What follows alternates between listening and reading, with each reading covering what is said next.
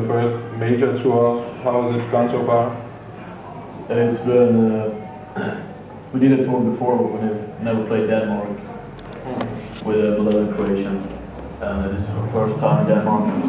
It's a really cool gig. Yeah. Live, yeah. It was a really good gig. This gig tonight was really cool too. You know. Yeah. And well, we still have like 30 shows left on this tour. I hope they all will be like this. It would be mayhem. Yeah.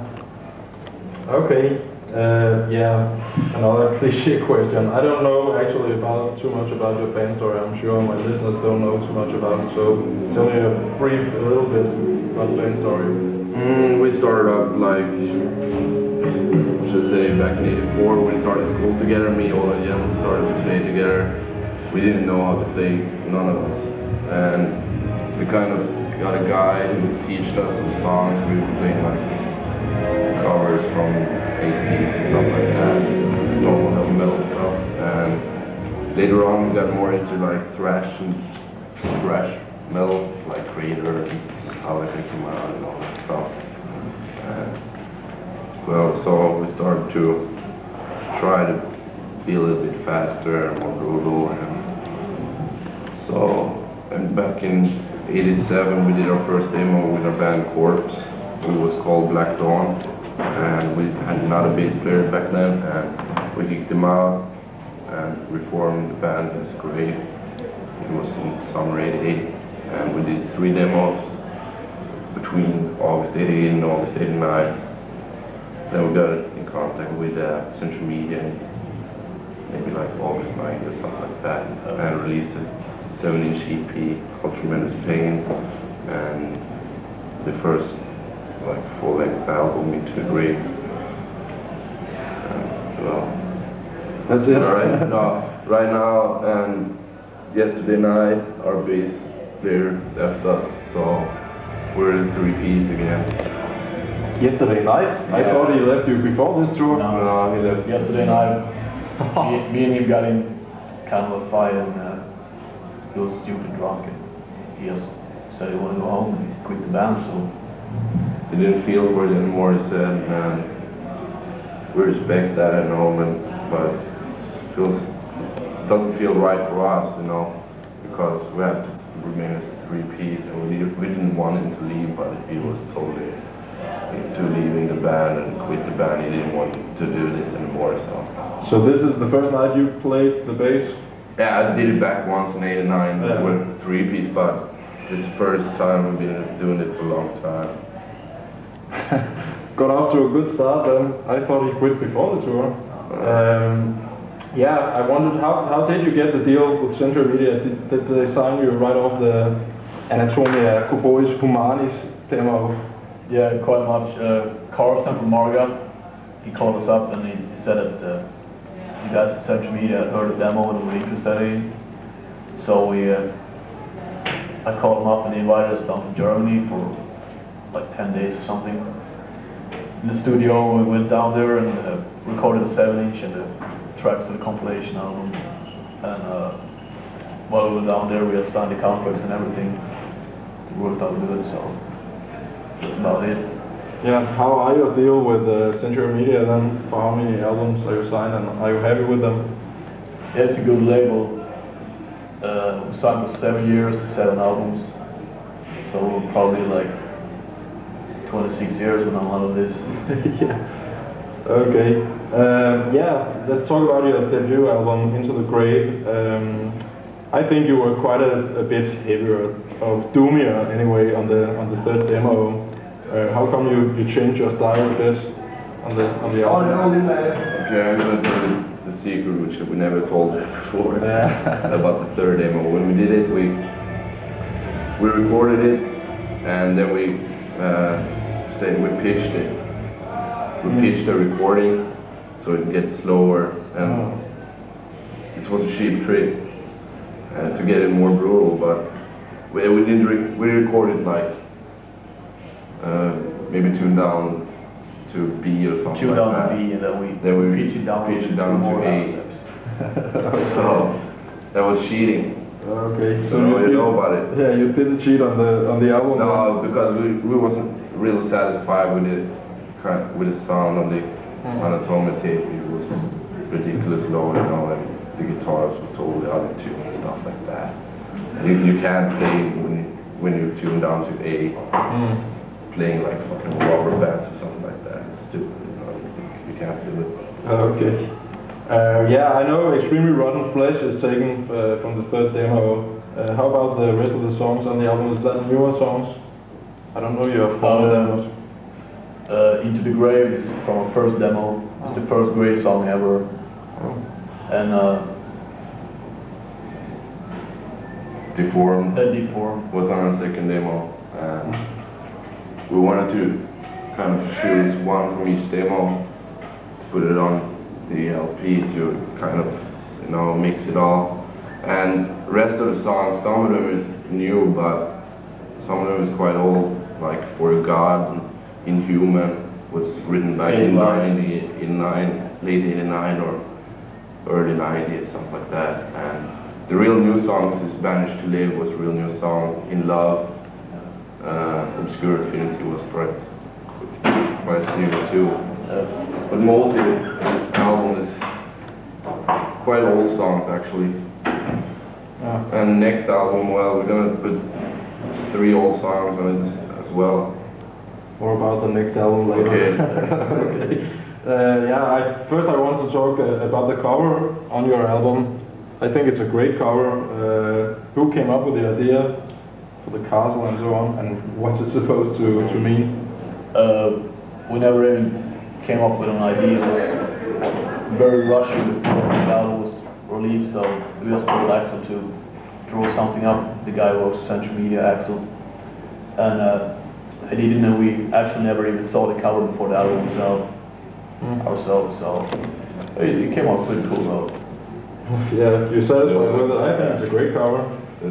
Another thing, I was wondering, how come, I know you say you have pretty bad lyrics, but still, how come there isn't a lyric sheet with the album? Is that your decision, or is that record company crap? We kind of felt, we could print them because they're not that bad, but some of them is quite old and some are newer and kind of got different visions and everything, so, and we didn't want to change them, so we thought like, let's don't print the lyrics. The lyrics will gonna be on the next album though. Yeah. For the next album we put the lyrics on it. Because we never felt like to put out the really old lyrics because, I don't know, it wasn't good. Quite out of date. Yeah. So what are they about? It will confuse a lot of people. Those lyrics will confuse a lot of people, you know, because the old songs is about this and that, and maybe we change the next song, the new song. But most of the lyrics is about, like for example, Into the Grave, Obscure Infinity. It's about that we don't really believe in death after death. And to go into the grave, that's about it. You know? And For God is kind of, I don't know, kind of anti-religion stuff. We don't believe in religion. We think it's stupid. Atheistic point of view. Absolutely. And Banished to Live is just a fucking hate song. It's totally a hate song, you know, and you kind of feel depressed and shit like that. Yeah, okay.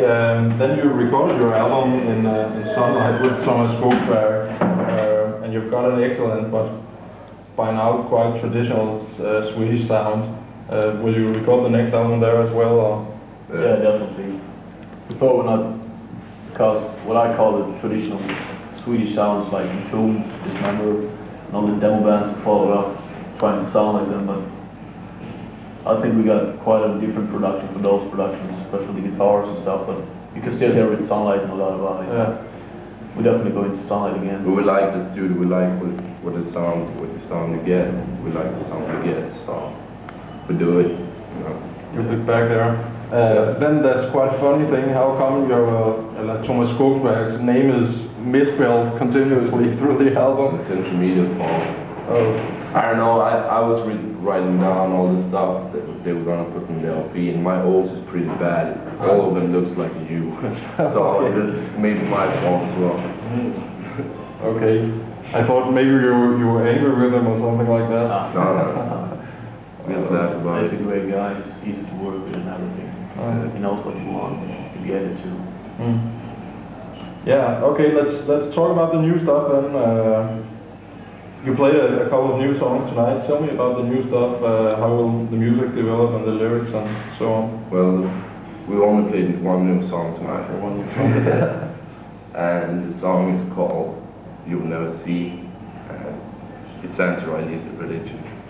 It's like this lyrics is about like you will never see heaven. Whoops. Well, just a second.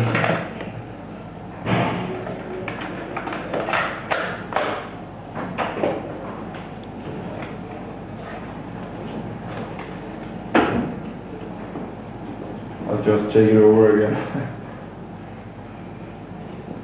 Yeah, you played one new song tonight. Tell me about the new stuff, how the music will develop and so on.